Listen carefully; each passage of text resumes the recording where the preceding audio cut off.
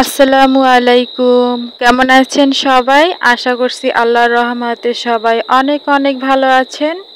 আজকে আবারও চলে আসলাম আপনাদের সাথে বড় একটি রুই মাছ আলু ও টমেটো দিয়ে রান্নার সহজ রেসিপি। তো চলে যাচ্ছি মূল রেসিপিতে।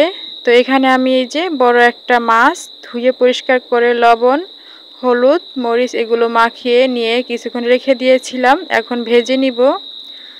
তো অফ ক্যামেরায় আমি মাছগুলো ভেজে নিয়েছি খুব সুন্দর করে। তো সেটা আর দেখালাম না কিভাবে ভেজে নিলাম, ভিডিওটি বড় হয়ে যাবে তার কারণে। তো এখানে এই যে মাছ রান্না করার জন্য আমি পরিমাণ মতো তেলের মধ্যে পেঁয়াজ দিয়ে এগুলো এখন ব্রাউন কালার করে ভেজে নিব। এই পর্যায়ে ভেজে নিয়ে দিয়ে দিচ্ছি আদা রসুনের পেস্ট, পরিমাণ অনুযায়ী দিয়ে দিচ্ছি স্বাদ অনুযায়ী লবণ,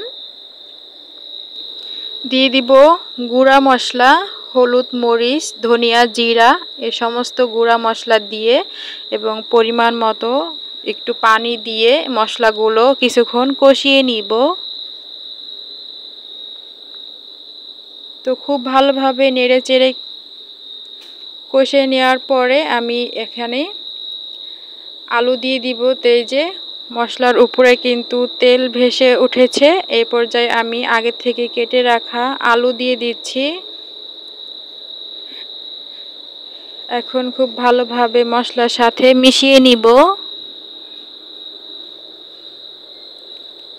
আর এখানে আমি যে টমেটো কেটে রেখেছি আগে থেকে, এখন এই পর্যায়ে টমেটো দিয়ে দিচ্ছি।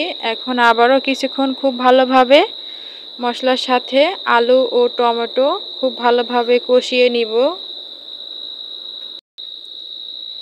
তো কিছুক্ষণ কষিয়ে নিয়ে এখন আমি পরিমাণ অনুযায়ী পানি অ্যাড করে দিব। ঝোলটা আমি যেমন রাখবো সেই অনুযায়ী দিব, বেশি একটা ঝোল রাখবো না, মাখা মাখা ঝোল রাখবো। তো সেই অনুযায়ী আমি এখানে পানি অ্যাড করে দিয়েছি। এখন বলক আসার অপেক্ষা। তো বলকও চলে আসছে। এই পর্যায়ে কিছু কাঁচামরিচ ফালি করে দিয়ে দিচ্ছি। আর ঝালটা কিন্তু আপনাদের পছন্দ অনুযায়ী দিয়ে দিবেন। আর এখন এই যে কিছুক্ষণ রান্না করে নেওয়ার পরে এখন আমি এই যে মাছগুলি দিয়ে দিচ্ছি। প্রথমে মাছের মাথা, লেজ, এরপরে একটা একটা করে মাছ উপর থেকে সাজিয়ে দিয়ে দিব। তো এই তো একটা একটা করে ভেজে রাখা মাছগুলো দিয়ে দিচ্ছি। আর কিছুক্ষণ রান্না করে নেওয়ার পরে উপর থেকে কিছু ধনেপাতা কুচি দিয়ে দিচ্ছি। আর মাছের মধ্যে ধনেপাতা কুচি দিলে কিন্তু খেতে কিন্তু খুবই ভালো লাগে। আর এখন বেশ কিছুক্ষণ রান্না করে নিব এভাবে। আলু ও টমেটো দিয়ে রুই মাছের রেসিপিটা দেখতে কেমন হয়েছে অবশ্যই কমেন্ট করে জানাবেন। খুব সহজভাবে কিন্তু রেসিপিটি শেয়ার করার চেষ্টা করেছি। আশা করছি আপনাদের কাছে অনেক ভালো লেগেছে। তো সবাই অনেক ভালো থাকবেন, সুস্থ থাকবেন। সবার জন্য অনেক অনেক দোয়া রইল। আমার জন্য দোয়া করবেন। আজকের মতো এই পর্যন্তই। আল্লাহ হাফেজ।